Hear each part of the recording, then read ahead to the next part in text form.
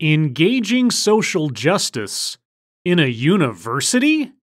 What a novel idea! E. Lin Lee, Communications Studies. Lubchenko must return to game! Oh, your playing days are over, my friend. But you can always fall back on your degree in communications. Oh, dear Lord. I know. It's funny, Major. Lubchenko learned nothing. Nothing.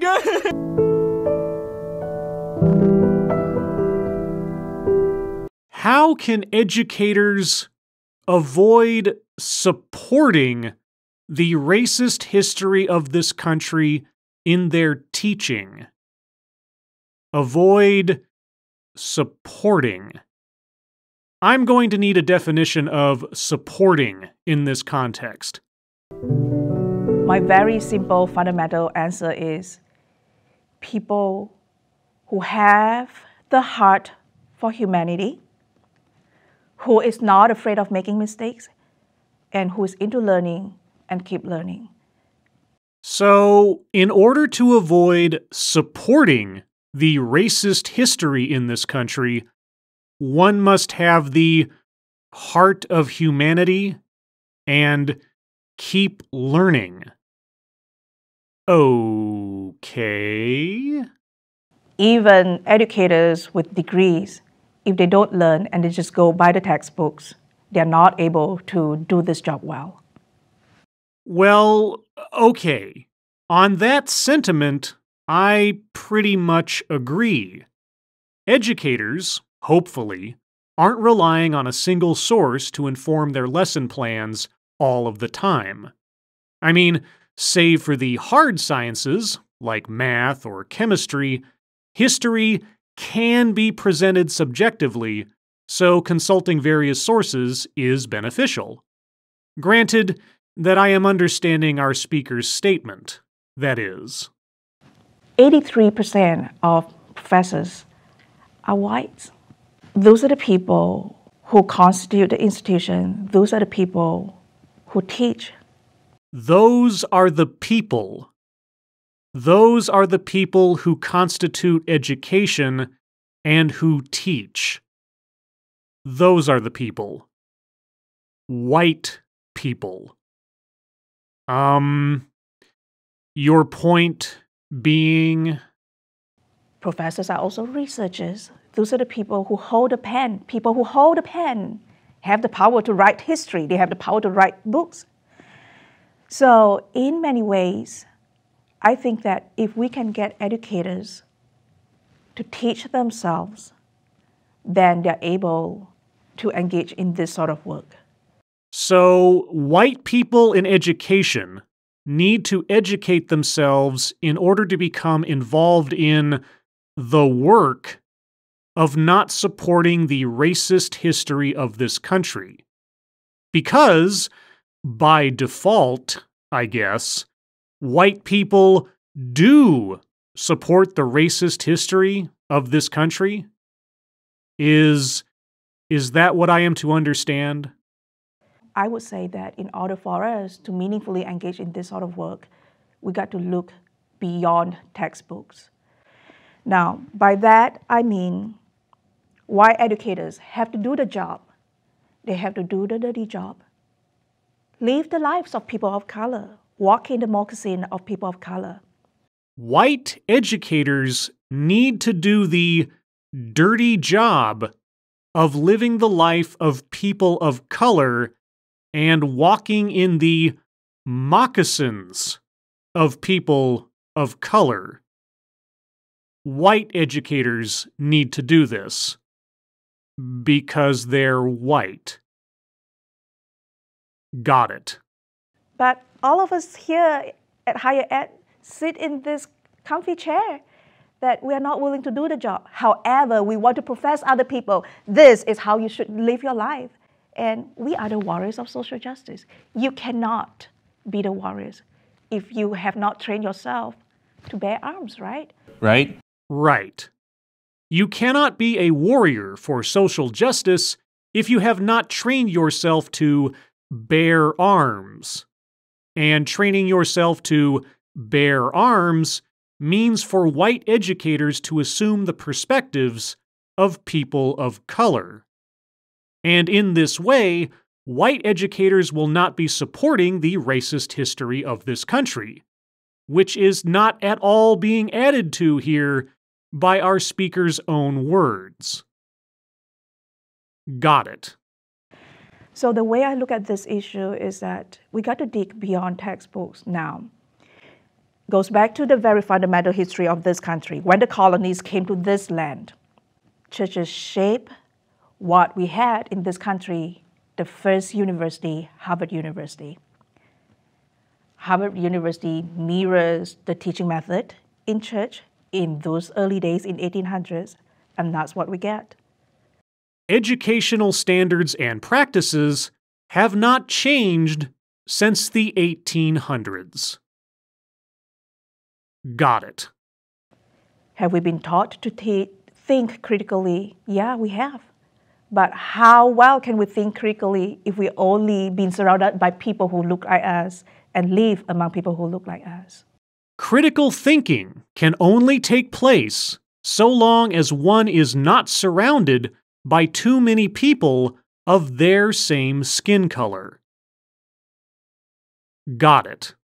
Beyond the surface, we got to look what is printed in the text. We got to read what is between the text.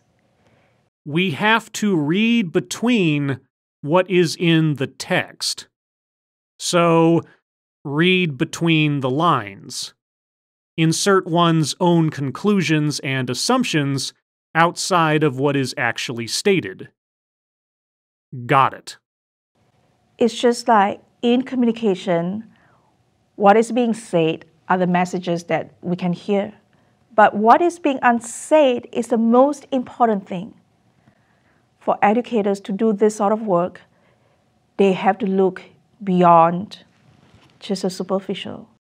Educators have to look beyond the superficial, says the person who just castigated white educators as being in need of more education so as not to be inherently ignorant racism supporters. Got it. Now, many times when we think about social justice, we have this sort of thinking that is influenced by the 19th century imperialism of this country, that we conquered the brown brothers, who are the Filipinos, right? Right. So now, what do we have in higher education? Study abroad courses, that we would go to developing countries, work in Cambodia, help the villagers build their houses. And we teach them to speak English, because that gives them better chances in their life. We can move beyond the traditional thought of, ooh, if I want to learn about culture, I got to go to some exotic land in Mongolia to look for that. No, we don't have to. Culture is here, culture is in this country. So, our speaker is promoting isolationism or American exceptionalism in relation to social justice? I'm confused. We live in a country that is not equal and is divided. And our efforts should go into this before we try to save other people. And maybe have we asked for permission? Do they need our saving? Did we ask for permission? Going to a foreign country to help build schools and teach English should be avoided, because that is colonialism. We need to stay here and fix our divided country by painting all white educators as uncritically thinking racism supporters. Got it.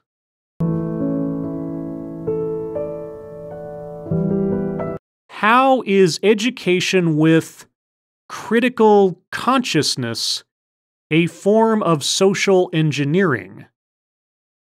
Critical consciousness. Okay, well, what is that exactly? Critical consciousness is a popular education and social concept developed by Brazilian pedagogue and educational theorist Paulo Freire, grounded in post-Marxist critical theory. Critical consciousness focuses on achieving an in-depth understanding of the world, allowing for the perception and exposure of social and political contradictions. Critical consciousness also includes taking action against the oppressive elements in one's life that are illuminated by that understanding. Social Marxism. Got it. So if we were to think about engineering, we think about concrete products that we can have when we're done with the project. But if you think about education, education can shape and mold people's behaviors. And it is social engineering. Social implies that you don't have something tangible. It's not immediate. So then it is a form of social engineering because it can change the society. Social engineering to change society, set alongside the notion of mechanical engineering, which produces concrete products. Doesn't that just sound ideal? Manufacturing thoughts and ideas to produce people who stagnantly stand in lockstep with one another? Yes, that does sound like some kind of paradise. Most of the time, when we think about, oh, where do I learn about culture so that I become educated and know what to do for people of color, right? Right? I would oftentimes think that, why would you look at culture like you would walk into a zoo and using that anthropological gaze by saying, oh, look, Asians, they eat sushi. Look at their traditional clothing. That is so exotic. If you want that type of education, why do you pay so much money for this? Just pick up a National Geographic and read it. So, cultural anthropology is the art of observing other peoples and traditions as though they were zoo animals and laughing at them. Got it. What I really think as the engineering part of education is that if we keep feeding people all this information, that's what they learn. But if we want to change how people think about culture, then look at our mundane practices. Look at the most meaningful part of culture, what we talk about. What do we not talk about? What kind of messages are silenced? For example, a white girl coming home to their family. Her mom asked her this question: you are dating a black boyfriend? So, social engineering in education, used to see culture in the correct way, is going to stop a mother somewhere from asking her daughter about her boyfriend's race?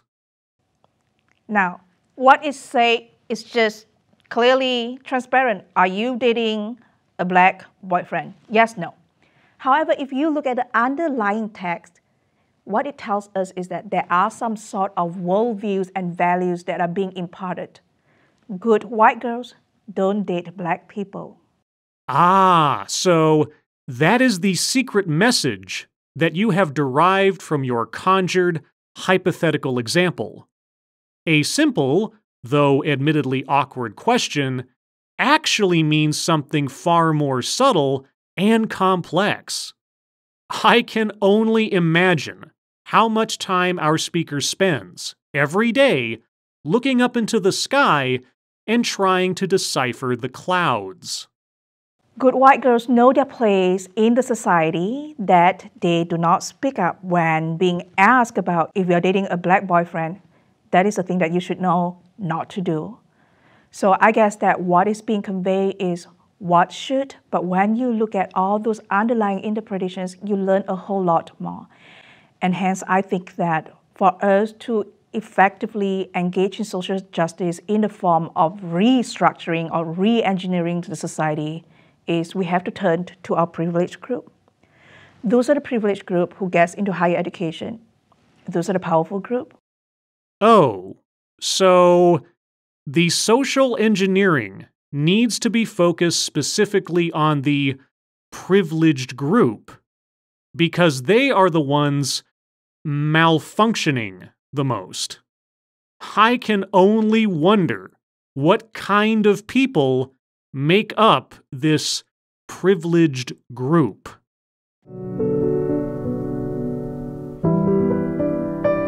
What do instructors need to do first? Yes, please do tell us where one begins in socially engineering college students into being good little post-Marxists. In summary, for educators to be able to teach and engage in social justice in different subjects and disciplines, I would think that each of us need to reflect on ourselves.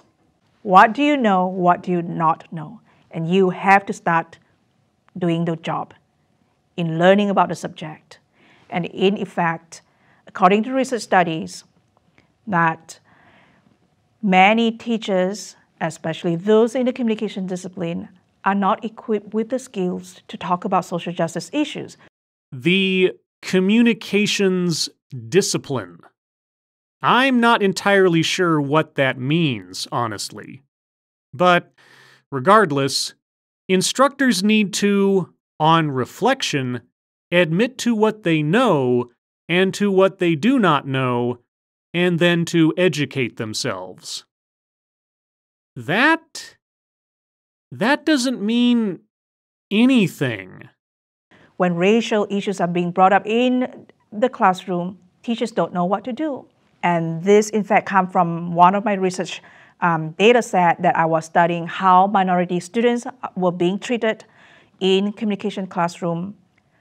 One of the participants actually said that when I raised the issues about how I feel as an international student from China, my professors say, that's interesting. Any other ideas? Just by the fact that the teachers not knowing how to respond tells me that the person is not equipped with the knowledge. Ah, this must be more of that reading between the lines method of social analysis she was talking about, i.e., mind reading. I had no idea that a degree in communications meant being certified psychic by Professor X. I think it is easy to say things that please other people so that you get accepted as an educator. However, it is very different and it's challenging when you say things that make the dominant group feel uncomfortable. Why do we teach public speaking? There's this underlying text there that says, because anxiety is bad. And stuttered speech is really bad. You got to be fluent to be able to speak up and maintain eye contact. Here, we preach that we teach people the competent way of speaking. We teach people the right way of speaking. But why don't we just say, we are teaching you the white way of speaking? The white way of speaking. Public speaking classes meant to overcome anxiety and to help alleviate speech impediments is the white way of speaking. Got it. So then, using simple examples like this, I would lead my students to discover those implicit biases that they have. Well, thank goodness our speaker is there to root out implicit bias with her decidedly explicit biases against people of a certain color. A very simple exercise that I did on the first day when I taught an intercultural class many years ago It's on the first day of class. I asked students a very simple question. What is the shape of the tip of your nose? And everyone's like, round. And I'm like, you sure it's round? And they're like, yeah. And I ask again, people started to sense something that's not going on correctly. Yes. They are expecting it to be a trick question at that point. Is this some kind of revelation? So I say, okay, now I want you to do this. Put your hands together. You're going to twist it. Okay, you're going to follow me. Everyone do this. Now, twist your hands. Get it back on your nose. And then slide down one of your fingers and touch your elbow. Now, feel the shape of your nose. Everyone follow the exercise. So then the lesson is that why would you follow my instructions to find out the shape of your nose? If it's round, no matter how we do it. So then it teaches the lesson that we obey the authority. When the professors tell you to do so, you do so. What is your implicit biases there? The implicit bias there is that they are paying tuition to have you teach them something worthwhile. Though that's not very implicit to their parents' checkbooks, I guess. But so, the lesson is to show how easily it is to get a group of students to go along with something entirely nonsensical, despite their common sense telling them otherwise. Yup, that sure sounds like social justice. Maybe our speaker needs to take a course in self-awareness. Another discourse that I have a class reading based on the class reading is about multiculturalism. Everyone is talking about diversity and we celebrate diversity. How do we should approach multiculturalism? And multiculturalism is good. Now, if you bear with me and think about the word multiculturalism, when we celebrate multiculturalism at school, what do? We parade different cultural groups. Hispanic group, they do this. Black group, they do this. Asian group, they do this. Here, what is not said? White group. Where is the culture of white group? Why are white people everywhere, but they are not being studied and they are not even being discussed in our textbooks? Something is going on and wrong there, right? Right? Well, I don't remember being shown black culture or Hispanic culture. I was shown Japanese culture and German culture and Mexican culture and Russian culture and Egyptian culture and Somalian culture, etc. I was shown the cultures of different nations and traditions, not of different skin colors. But maybe that was just me. So then it really ties to my belief is that for people who do this sort of work, stay creative and look for things that are beyond the surface. Look for things beyond the surface, says the person who classified public speaking as the white way of speaking.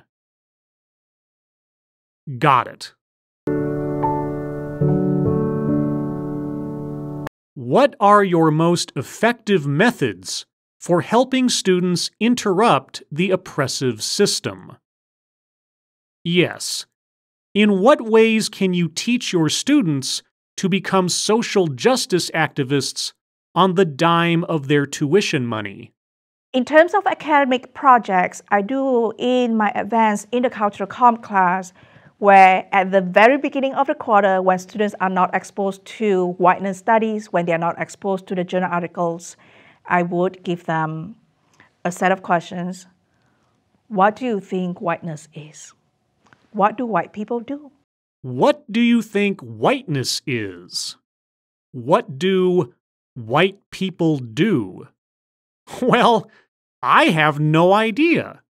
What do white people do? as a rule?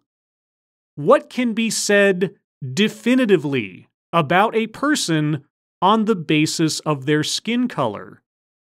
What would someone call such a fantastic way of thinking about other people? I'm not sure, but man, I do love being educated.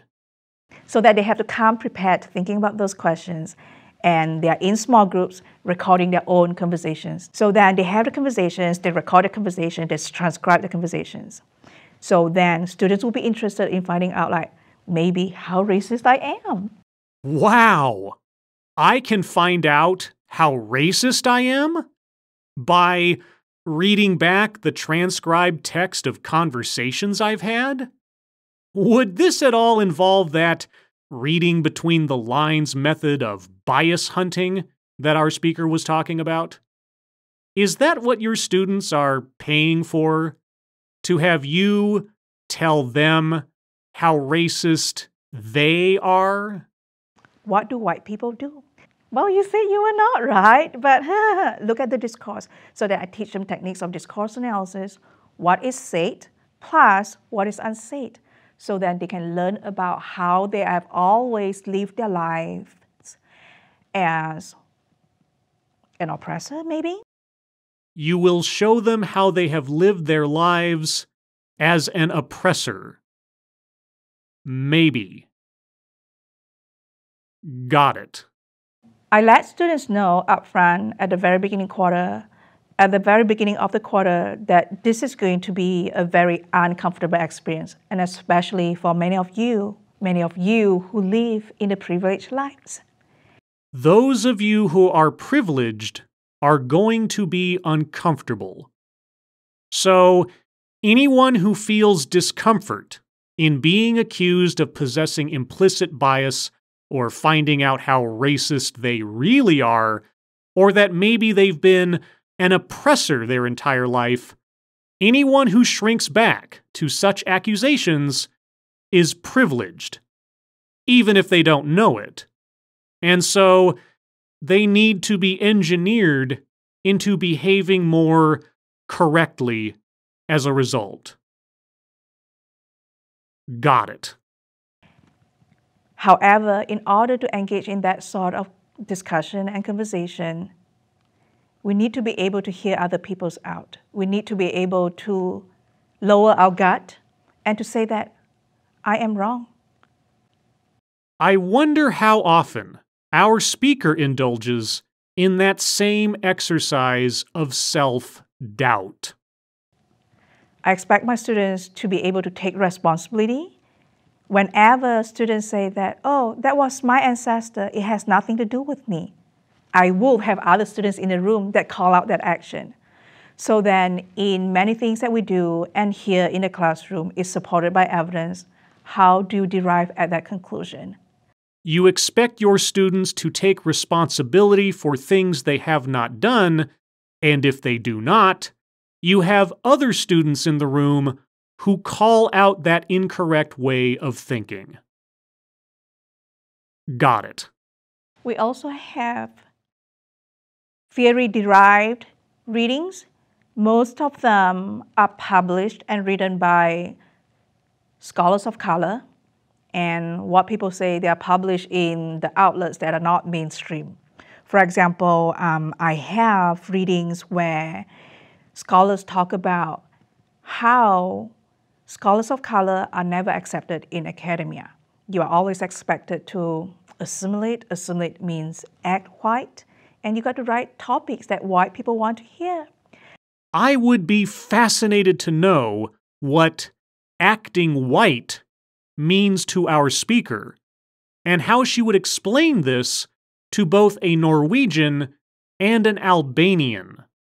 So then by giving them all this example, it sort of give them the invisible tool that it will never be the same situation that I'm going to face, but when I see this happening in an organizational policy, I think that many daily life examples I draw give them the motivation to say that if a tiny Asian woman like Dr. Lee can say that, You can do it.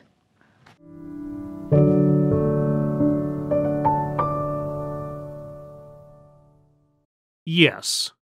If a tiny Asian woman like Dr. Lee can be a racist, then you can do it too. I think that should be seen more as a warning to students, rather than as an encouragement to students. But then, what do I know? I mean, I am white. As always, thank you for watching.